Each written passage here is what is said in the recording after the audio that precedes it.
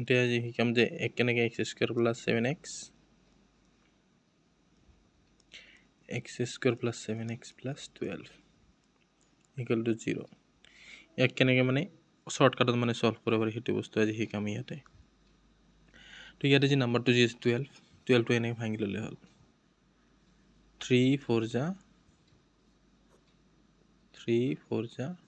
12 এইটো যি আছে 4 + 3 7 আৰু 4 3 যে কি আছে 12 হৈ আছে যেতিয়া আমি 3 আৰু 12টো পাই যাম তেতিয়া আমি কি কৰিম x + 3 x + 4 মানে এই দুটা মাল্টিপ্লাই কৰি 12টো হ'ব লাগে আৰু 3 + 4 প্লাস কৰি কিনে এইটো হ'ব লাগে হৈ গ'ল একেবাৰতে এনেহি নৰ্মেল আৰু এইখিনি কৰি দিলে হ'ল